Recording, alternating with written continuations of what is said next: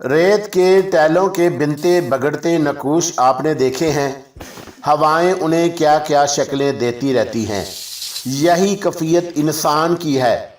इंसान खुद को क्या क्या समझता है, कैसी कैसी पायदार तवक्कात रखता है, कैसे कैसे अनोखे दावे करता है। कहीं वो शिद्दाद नमरूद नजर आता है तो कहीं हिटलर और मुसोलिनी।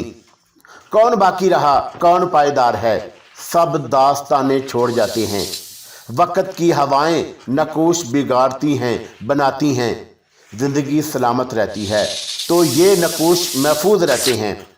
मौत आती है तो सिर्फ कहानियां रह जाती हैं मेरे दोस्तों, जिनसे उसका कोई ताल्लुक नहीं होता। पुरइसरार और रोमानवी हैरत अंगेज कहानी नीति का। अस्सलामु अलैकुम दोस्तों, पेशे खिदमत है नीति का एपिसोड नंबर 33। अफ्रीका की भूल भलियाँ मास्टर, और जो अफ्रीकी नहीं हैं वो बाद औकात इन भूल भलियों में ऐसे फंसते हैं कि फिर निकलने की एक ही सूरत रह जाती है। वो क्या? सिर्फ ये कि वो अपना बदन वहीं छोड़ जाएं और रूह को लेकर अफ्रीका से निकल जाएं।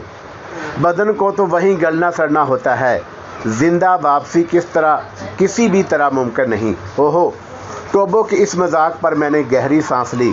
इसका मतलब है कि तुम इस रास्ते से भी वाकिफ़ हो। हाँ बस, हम तो इन इलाकों के कीड़े हैं। तो क्या ये रास्ता भी आसानी से नीतिका तक पहुंचा देगा? आसानी से?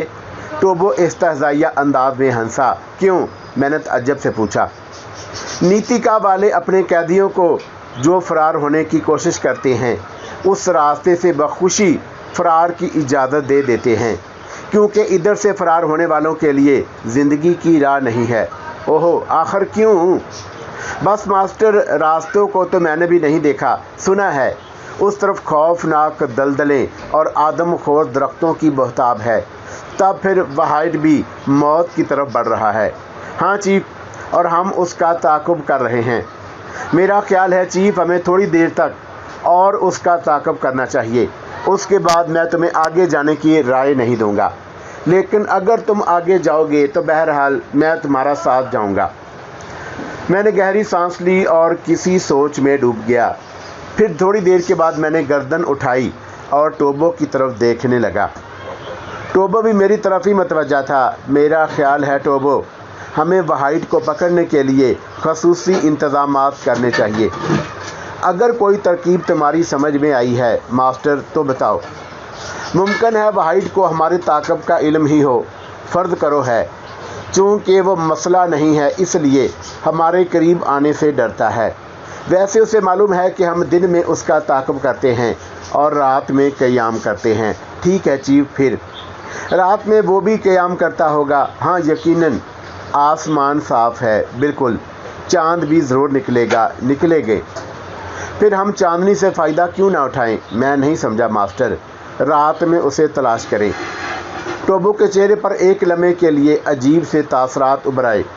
तुम्हें एतराज़ है? मैंने पूछा, लेकिन टोबो ने कोई जवाब नहीं दिया। वो गौर से मेरी शक्ल देख रहा था। अगर तुम्हें एतराज़ है टोबो तो साफ साफ बताओ। बहरहाल तुम मेरे दोस्त हो और तुम्हारी कोई भी राय गलत नहीं होगी, मैंने साफ लहजे में टोबो से कहा। लेकिन टोबो मेरी शक्ल देखता रहा। अहमक आदमी, क्या बात है? बिल आखिर मैंने झल्ला कर कहा। मैं दूसरी बात सोच रहा हूँ बास। आखिर क्या? यही कि तुम्हारे और ऐसे कोई पोशीदा कशिश ज़रूर थी जो हमारे दिल तुम्हारी तरफ खींचे। टोबो ने प्यार भरी निगाहों से मुझे देखते हुए कहा। इस वक्त इस बकवास का क्या मतलब? तुम धुन के पक्के हो। शिकार को उस वक्त तक नहीं छोड़ते जब तक उसका खून ना पी लो। तुम गैर मामूली इंसान हो बास, और किसी गैर मामूली इंसान पर बखुशी जान दी जा सकती है। अच्छा, मेरी बात का जवाब दो। जवाब क्या चीफ? इब्तदा करो। यानी तुम तैयार हो? तैयार ना होने का क्या सवाल, मैं दिलो जान से तैयार हूँ। वेरी गुड, तब आज ही इस वक्त जब चांद निकल आएगा। ओके बास। टोबो ने मेरी तरफ हाथ बढ़ा दिया और मैंने टोबो से गर्म जोशी से मुसाफा किया। फिर जब काफ़ी देर के बाद चांद ने सर उभारा तो हम उठ खड़े हुए। टोबो के चेहरे पर अनोखी चमक आ रही थी। चांदनी ने सहराए आज़म का जो रूप पेश किया था مہذب دنیا کا کوئی کمزور دل انسان اس وقت اسے دیکھ لیتا تو اسے چاندنی سے ہمیشہ کے لیے وحشت ہو جاتی۔ چاروں طرف بھیانک دو پھیلے ہوئے درخت تھے اور رات کے شکاری نکل پڑے تھے اور اپنا شکار حاصل کر رہے تھے۔ یہ مختلف قسم کے حشرات الارض تھے جن میں سانپ بھی شامل تھے۔ عام حالات میں اگر ہم سانپ دیکھ لیتے ہیں تو اس وقت تک سکون سے نہیں بیٹھتے جب تک اس سے کسی بھی طرح نجات نہ حاصل کر لیں، لیکن اس وقت سانپ میرے لیے بے حقیقت تھا۔ مختلف قسم کے سانپ ہمارے سامنے سے گزر جاتے اور ہم ان کی طرف توجہ ہی نہیں دیتے۔ ہاں، بعض سانپوں کے سامنے ٹوبو کا تجربہ کام آتا۔ چنانچہ اس وقت ہم ایک خودرو قلعے کے نزدیک سے گزر رہے تھے کہ اچانک ایسی آواز سنائی دی جیسے کوئی گراری چل رہی ہو۔ ٹوبو ٹھٹک گیا۔ کیوں؟ میں نے بھی رک کر پوچھا۔ خاموش باس، بالکل چپ رہو، ٹوبو نے کہا اور جھک کر ایک پتھر اٹھا لیا۔ ہلنا مت باس، اپنی جگہ ساکت رہو، ٹوبو پھر بولا اور میں ساکت ہو گیا۔ ٹوبو جھاڑیوں کی طرف دیکھ رہا تھا، پھر اس نے پتھر کو ایک مخصوص انداز میں پکڑا اور اسے زمین پر اس طرح اچھالا کہ وہ رگڑ کھاتا ہوا دور تک جائے، اور میں نے جھاڑیوں سے ایک بجلی سی چمکتی دیکھی۔ پہلے تو میں سمجھ ہی نہ سکا کہ جھاڑیوں سے کیا چیز نکلی ہے، لیکن چاندنی خاصی تھی، بلکہ یہ کہا جائے تو بہتر نہ ہوگا کہ یہاں چاند کچھ زیادہ ہی نکھرا ہوا تھا۔ چاندنی میں سفید رنگ کا ایک خوبصورت سانپ نظر آیا جس کی پشت پر ایک سیاہ دھاری تھی۔ سانپ پتھر کی طرف لپکا تھا اور جو ہی پتھر رکا، سانپ نے اس پر پھن مارا، ایک روشنی سی چمکی اور معدوم ہو گئی۔ اگر میری آنکھوں نے دھوکہ نہیں کھایا تھا تو پھر پتھر لوہے کی طرح سرخ ہوا تھا اور پھر ٹھنڈا ہو گیا تھا۔ میں دم بخود رہ گیا۔ اتنی دیر میں ٹوبو ہلے بغیر اپنی کوٹ کی جیب سے اپنی مخصوص چھری نکال چکا تھا، اور پھر اس نے چٹکی میں چھری پکڑی اور دوسرے لمحے چھری اس کے ہاتھ سے نکل گئی۔ کوئی جواب نہیں تھا۔ ٹوبو کے سے ہتھیار کا چھری سانپ کے بدن میں پیوست ہو کر زمین میں گڑ گئی تھی اور سانپ زبردست جدوجہد کر رہا تھا۔ سانپ کی جدوجہد نے اسے ہی نقصان پہنچایا اور کئی منٹ کے بعد وہ ساکت ہو گیا۔ شکر ہے، ٹوبو نے گہری سانس لی۔ یہ ہے کیا ٹوبو؟ رگھورا، ٹوبو نے جواب دیا، سانپ کی کوئی قسم ہے، ہاں، ایسی قسم جس کا تم تصور بھی نہیں کر سکتے باس۔ کیا مطلب؟ یہ پتھر جس پر اس نے پھن مارا تھا، ہم اسے کپڑے میں لپیٹ کر رکھ لیں گے۔ اگر اسے دریا میں ڈال دیا جائے تو دریا کے اس طرف بہنے والے پانی کو کم از کم 1000 میل تک جو کوئی پیے گا ایک لمحے میں مر جائے گا۔ اوہو، اس قدر زہریلا ہے یہ؟ میں نے حیرت سے پوچھا۔ تم تصور بھی نہیں کر سکتے چیف۔ افریقہ میں اس کے بارے میں بڑی انوکھی روایات ہیں اور بہت سے علاقوں میں تو اس کی پوجا ہوتی ہے۔ ویسے اس کے بارے میں یہ بھی مشہور ہے کہ یہ متحرک چیزوں پر حملہ کرتا ہے، ساکت چیزیں اسے نظر ہی نہیں آتی۔ دوسرے معنوں میں اس کے صرف کان ہوتے ہیں، آنکھیں نہیں۔ میں نے ایک جرجری سی لے کر کہا، کیا خیال ہے چیف، یہ پتھر اٹھا لیں؟ رہنے دو ٹوبو، ہمیں کیا کرنا ہے؟ اگر تم اجازت ہو تو میں رکھ لوں۔ یقین کرو چیف، بڑے بڑے ہیروں سے قیمتی ہے، اٹھا لو لیکن احتیاط سے۔ اور ٹوبو آگے بڑھ گیا۔ اس نے پتھر اٹھا لیا تھا، اسے احتیاط سے کپڑے میں لپیٹ کر اس نے اپنے لباس میں چھپا لیا، لیکن اس نے بھی سانپ کے بدن سے چھری نکالنے کی کوشش نہیں کی تھی۔ میں نے اس سے چھری کے بارے میں کچھ نہ کہا اور ہم آگے بڑھ گئے۔ در حقیقت اس علاقے میں رات کا یہ بھیانک سفر میرے لیے بڑا خوفناک تجربہ تھا۔ میں آج بھی سوچتا ہوں تو میرے رونگٹے کھڑے ہو جاتے ہیں۔ انسان انوکھی چیز ہے، بڑے بڑے فلاسفروں نے اس کا تجزیہ کر کے اس کے بارے میں بہت کچھ کہا ہے، لیکن میں سمجھتا ہوں انسان کی فطرت کی مکمل تفصیل کا گزرے ہوئے اور وہ دور کے سارے مفکر مل کر بھی نہیں بتا سکتے، بلکہ یوں کہنا چاہیے کہ انہیں صرف چند باتیں کہی ہیں، جبکہ انسان کائنات کی طرح پھیلا ہوا ہے۔ خود اپنے بارے میں، اپنی سوچ کے بارے میں، اپنی فطرت کی تبدیلیوں کے بارے میں وہ کچھ نہیں جان سکا۔ خوف ایک فطری جذبہ ہے۔ شاید انسان نے خود اپنے لیے خوف تشکیل کیا ہے۔ اس نے تعین کیا ہے کہ اسے ان چیزوں سے ڈرنا چاہیے، اور بلا شبہ وہ چیزیں اس کے لیے ضرور نقصان دہ ہوتی ہیں، لیکن ایک وقت ایسا آ جاتا ہے جب وہ ان چیزوں سے خوف قبول کرنے سے انکار کر دیتا ہے اور بلا شبہ یہ جذبہ اس کے اندر سے ابھرتا ہے۔ دوسروں کے لیے ظاہر ہے کہ وہ حیرت انگیز ہوتا ہوگا، لیکن خود اس کی نگاہوں میں ان چیزوں کی کوئی اہمیت نہیں رہتی۔ یہی کیفیت ان دنوں میری ہے۔ میں نے ایسا خوفناک سانپ دیکھا تھا جسے عام حالات میں دیکھ لیتا تو شاید ہفتوں میرے ذہن پر سوار رہتا، لیکن وہاں سے صرف چند قدم آگے بڑھنے کے بعد میں اس اندھے سانپ کو بھول چکا تھا اور ہم آگے بڑھتے رہے۔ چاندنی ہماری رہنمائی کر رہی تھی اور ٹوبو کسی خونخوار شکاری کتے کی طرح چوکنا تھا۔ اپنی زمین کی بات ہی اور ہوتی ہے چیف، اچانک ٹوبو بول پڑا اور میں نے چونک کر اس کی شکل دیکھی۔ ہاں ٹوبو، اس میں کیا شک ہے، لیکن اس وقت یہ خیال کیسے آ گیا؟ اپنے بارے میں سوچ رہا تھا کیا؟ کچھ عرصے یہی جنگلات، یہی وحشت خیز علاقے میری دن رات تھے، لیکن پھر میں نے مہذب دنیا کا رخ کیا باس، اور بلا شبہ وہ دنیا بے حد رنگین تھی۔ ابتدا میں مجھے بے حد پسند آئی، بڑی خوبصورت لگی۔ یہ اس چیز کی مانند جو نہیں ہوتی ہے، لیکن وہاں اکتاہٹیں ہیں، وہاں انسان زیادہ عرصے نہیں رہ سکتا۔ میں نے اپنی سرزمین ذہن سے نکال دی تھی کیونکہ یہاں بھی میرے ساتھ اچھا سلوک نہیں ہوا تھا، لیکن بہرحال اس کی یاد میرے دل میں چٹکیاں ضرور لیتی تھی۔ اور چیف، پھر حالات مجھے وہاں لے آئے۔ میں نے اکثر وہاں کا اور یہاں کا تجزیہ کیا ہے۔ خوب، کیا پایا پوٹ؟ میں نے دلچسپی سے پوچھا۔ صاف صاف کہوں چیف، ہاں بالکل، وہ دنیا ٹھیک نہیں ہے۔ کیوں؟ وہاں کا انسان زیادہ خونخوار ہے۔ جنگل کے لوگ اگر ایک دوسرے کے دوست ہوتے ہیں تو خلوص دل سے ہوتے ہیں، اور اگر دشمن ہوتے ہیں تب بھی ایک مخلص دشمن ہوتے ہیں۔ ان کی نیت کے بارے میں شبہ نہیں ہوتا۔ چنانچہ جب دشمن سامنے ہو تو انسان سوچ لیتا ہے کہ وہ دشمن کے سامنے ہے۔ لیکن معاف کرنا چیف، مہذب دنیا کے لوگ سچے دشمن بھی نہیں ہوتے۔ وہ اپنے آپ پر بے شمار لبادے ڈال لیتے ہیں۔ دور سے دوست نظر آتے ہیں، قریب سے دشمن، قریب سے دوست نظر آتے ہیں، دور سے دشمن، اور سمجھ میں نہیں آتا کہ انہیں دوست سمجھا جائے یا دشمن۔ انسان اسی سوچ میں رہ جاتا ہے اور وہ وار کر دیتے ہیں۔ ایسی شکل میں اپنا بچاؤ بھی تو مشکل ہے۔ میں نے ایک گہری سانس لی۔ میں معافی مانگ چکا ہوں باس۔ نہیں ٹوبو، تمہارا خیال ٹھیک ہے۔ اس کے علاوہ باس، تمہارے اس دنیا بے حد تن آسان ہے۔ تم نے اپنے کو ترقی یافتہ کہہ کر مفلوج کرایا ہے۔ تمہاری دنیا کے انسانوں کی کارکردگی ختم ہو گئی ہے۔ یوں سمجھ لو باس کہ وہ مشینوں کے غلام بنتے جا رہے ہیں۔ ہر معاملے میں وہ مشینوں کا سہارا لیتے ہیں، کوئی کام خود کرنے کے اہل نہیں رہے۔ حالانکہ دنیا بہت پرانی ہے۔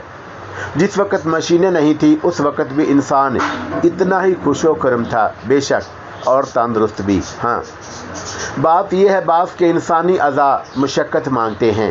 ہمارے ہاتھ پاؤں، آنکھیں، ذہن، ہر چیز حرکت میں رہنا چاہتی ہے۔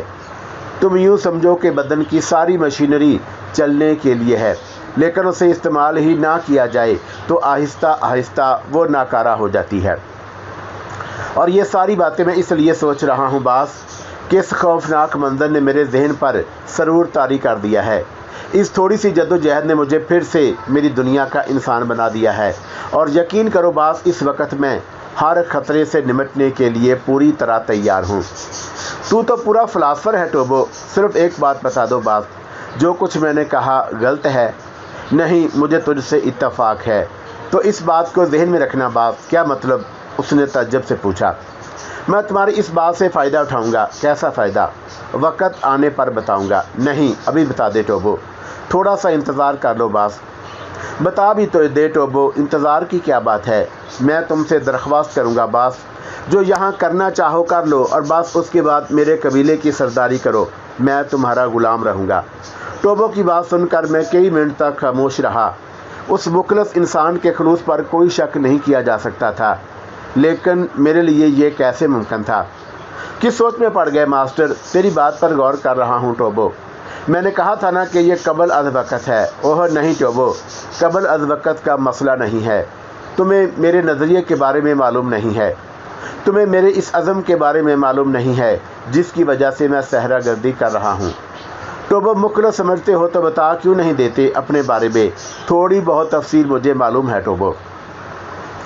بہت مختصر ماسٹر، یوں سمجھ لے ٹوبو، میں خود ایک بڑے گھرانے کا انسان ہوں، دولت کی کوئی کمی نہیں تھی، پوری زندگی ہنسی خوشی گزار دیتا، لیکن اس کے لیے ضمیر پر تھوڑا سا بوجھ رکھنا پڑتا، دوسروں کی نگاہوں میں ہلکا بننا پڑتا، بس وہی گوارا نہ ہوا۔ باپ نے احسان کرتے ہوئے اپنے پسند کی لڑکی سے شادی کرنا چاہی، لڑکی بری نہیں تھی، لیکن وہ انسان، وہ تصور پسند نہ آیا جو لڑکی کے ساتھ دیا، بس گھر چھوڑ دیا اور ٹھوکریں کھانے لگا۔ لیکن گھر چھوڑنے کے بعد پس پشت بھی ایک جذبہ کار فرما تھا۔ میں نے سوچا تھا کہ ان لوگوں کے ذہن سے یہ نقش مٹا کر رہوں گا کہ میں ناکارہ انسان ہوں۔ ایک دن ان کے سامنے دولت مند بن کر جاؤں گا اور ان سے اپنی حیثیت منواؤں گا۔ اگر میں یہاں سے واپس نہ جا سکا ٹوبو، تو وہ سوچیں گے دیوانہ تھا، دیوانہ کی نظر ہو گیا۔ مر جاؤں تو افسوس نہ رہے گا، لیکن زندہ رہا تو خوش نہ رہ سکوں گا۔ اس تصور سے کہ سوچا تھا، اس میں ناکام رہا، میں خاموش ہو گیا۔ ٹوبو خاموشی سے میری شکل دیکھ رہا تھا اور میرے خاموش ہونے جانے کے بعد بھی وہ کئی منٹ تک میری شکل دیکھتا رہا، جیسے چشمے تصور سے کی مختلف تصویریں دیکھ رہا ہو۔ کیا سوچنے لگے ٹوبو؟ میں نے کہا اور وہ چونک پڑا۔ کچھ نہیں چوف، کیا خیال ہے تمہارا؟ کس بارے میں؟ میری کہانی کے بارے میں۔ کوئی خاص نہیں باس، میں نے آہستہ سے کہا۔ باس کی عزت ٹوبو کو جان سے زیادہ عزیز ہے۔ اچھا، تم نے میرے سپرد ایک کام کر دیا۔ کیا مطلب؟ اس نے حیرانی سے کہا۔ اب ٹوبو کو بھی زندگی کا ایک مقصد مل گیا ہے۔ مقصد؟ اس فلسفی کی بات میری سمجھ میں نہیں آئی۔ ہاں مقصد، ٹوبو نے مضبوط لہجے میں کہا۔ براہ کرم تفصیل سے بتاؤ ٹوبو۔ بات صرف اتنی ہے کہ باس ٹوبو کی جان ہے اور میری زندگی کا مقصد، میرا اپنا مقصد کیا سمجھے؟ ماسٹر، تم اس عزم میں تنہا نہیں ہو۔ ٹوبو کی گردن اپنے ہاتھ سے اتار دینا، ورنہ اسے خود میں شامل رکھنا۔ اور ٹوبو کے ان الفاظ نے میرے رونگٹے کھڑے کر دیے۔ یہ خلوص کی پہلی آواز تھی جس میں سچائی تھی، اور یہ سچائی میرے دل کی گہرائیوں میں اتر گئی۔ حالانکہ میں اپنے بازوؤں سے کرنے کا، لیکن ٹوبو کے اس خلوص کو ٹھکرانا درندگی تھی۔ گفتگو کرتے ہوئے ہم کافی سفر طے کر چکے تھے، راستے کی صعوبتیں ہم نے نظر انداز کر دیا تھا۔ ٹوبو نے میرا شانہ دبایا اور میں چونک پڑا۔ کیا بات ہے؟ وہ سامنے دیکھو چیف۔ کہاں؟ اس سیاہ جھاڑی کی اوٹ میں جو اوپر سے سفیدی نظر آ رہی ہے، اور میں ٹوبو کے اشارے کی طرف دیکھنے لگا، لیکن مجھے کوئی خاص چیز نظر نہیں آئی تھی۔ کیا ہے وہاں؟ رک جا ماسٹر، ٹوبو سرگوشی میں بولا۔ خطرہ ہے کوئی؟ نہیں۔ پھر؟ میں نے وہاں دھواں دیکھا ہے۔ دھواں؟ ہاں۔ کیا کہنا چاہتے ہو؟ وہ دھواں ایسا تھا جیسے آگ بجھائی گئی ہو، اور چیف تمہاری ناک اتنی تیز کام نہیں کر سکتی، لیکن میں نے گوشت کی چراند محسوس کی ہے۔ میری نظر بھی اتنا تیز کام نہیں کر سکتی ٹوبو، میں نے اعتراف کیا۔ بھروسہ کرو چیف، وہاں کوئی ضرور موجود ہے۔ وہائٹ؟ میں نے اسے گھورتے ہوئے پوچھا۔ تم پورے وثوق سے یہ بات کر رہے ہو؟ اگر تم افریقہ کے باشندے ہوتے باس تو تم بھی اسی وثوق سے یہ بات کرنے لگتے، لیکن سوال یہ پیدا ہوتا ہے کہ کیا اس نے ہمیں دیکھ لیا؟ وہ بھی افریقہ کا باشندہ نہیں ہے ٹوبو، میں نے کیے لہجے میں کہا، لیکن مجرم ہے۔ کیا مطلب؟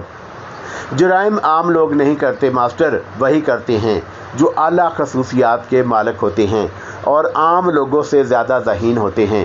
ان کی ساری تیزی ہوا ہو جاتی ہے۔ یار تو بکرات ہے پورا، تو نے یہ نفسیاتی باتیں کہاں سے سیکھی؟ ہم لوگوں میں سیکھنے کی حس بھی کچھ تیز ہوتی ہے ماسٹر۔ چلو مان لیا، لیکن آگ بجھانے کا مقصد یہی ہے کہ اس نے ہمیں دیکھ لیا۔ پورے وثوق سے یہ بات نہیں کہی جا سکتی۔ کیوں؟ ممکن ہے وہ محتاط ہو اور اس نے گوشت بھوننے کے بعد آگ بجھا دی ہو۔ تم کہنا کیا چاہتے ہو ٹوبو؟ یہی کہ ہم سیدھے نہیں چلیں گے باس۔ پھر؟ میں نے اس تک پہنچنے کا راستہ تلاش کر لیا ہے، ٹوبو نے کہا اور میرا ہاتھ پکڑ کر بائیں سمت چل پڑا۔ یہ مخالف سمت تھی، لیکن میں نے اس افریقی کیڑے سے اختلاف نہیں کیا اور اس کے ساتھ چل پڑا۔ تھوڑی دیر کے بعد میں نے اندازہ لگا لیا کہ ٹوبو نے صحیح رخ اختیار کیا تھا۔ ہم نہایت خاموشی سے آگے بڑھ رہے تھے، اور بہرحال ایک لمبا چکر کاٹ کر ہم جھاڑیوں کی عقب میں پہنچ گئے۔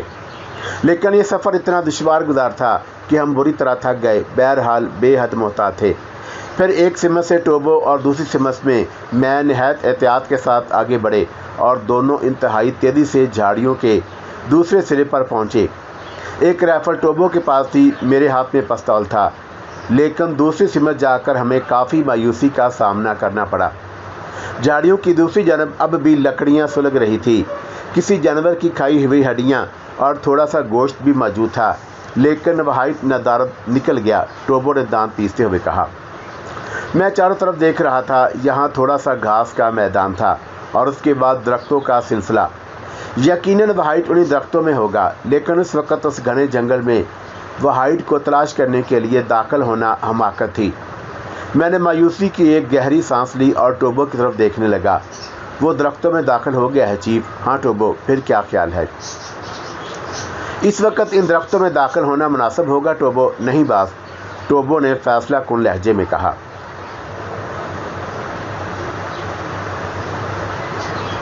इन खौफनाक दरख्तों में वो खुद भी महफूज नहीं है। वैसे वो बातें हैं बास, या तो वह अफ्रीका के इन जंगलों का ज़बरदस्त माहिर है या इनसे बिल्कुल। तुम्हारा ख्याल ठीक है, मैंने गर्दन हिलाते हुए कहा। मारा जाए बदबख्त, तो टोबो गर्दन टेढ़ी करके बोला और फिर कहने लगा, बहरहाल मैं तुम्हें इन दरख्तों में दाखिल ना होने दूंगा बास। हम इस अहमक के लिए ज़िंदगी का कोई ख़तरा मोल नहीं ले सकते। मैंने एक गहरी सांस ली। ठीक है टोबो, हम रात को यहीं क़याम करेंगे। और टोबो ने गर्दन हिला दी। फिर हमने उस जगह का इंतखाब किया जहाँ वाहिद मौजूद था और एक साफ़ सुथरी जगह आराम करने की गरज से लेट गए। यह जगह पिछली रात की निस्बत ज़्यादा खौफनाक थी और फिर ये एहसास भी था कि बहरहाल वाहिद को हमारे ताक़ुब का इल्म हो चुका है और वो रातों दूर निकल जाने की कोशिश करेगा और फिर उसकी तलाश मुश्किल होगी। बहरहाल टोबो भी खामोश था। फिर मैंने ही मुखातब किया, टोबो, यस बास, मेरा ख्याल है कि ये रात सुकून से नहीं गुजारनी चाहिए। मैं नहीं समझा, हम में से एक को जागना चाहिए। तुम आराम से सो जाओ बास, टोबो रात भर जागेगा। नहीं टोबो, ये मुनासिब नहीं। नहीं बास, ये भी मुनासिब नहीं होगा कि बास जागे और टोबो आराम से सोए।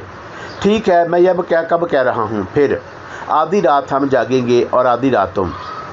इसकी ज़रूरत नहीं है बास, मैं ज़रूरत है टोबो। कल हम लोगों को तेज़ी से सफ़र करना है और उसके लिए दोनों का चाको चौबंद होना ज़रूरी है। एक रात आराम से जाग सकता हूँ। टोबो, फजूल ज़िद मत करो, तुम सो जाओ, बाकी रात मैं तुम्हें जगा दूंगा, मैंने कहा। और टोबो ने एक ठंडी सांस ली।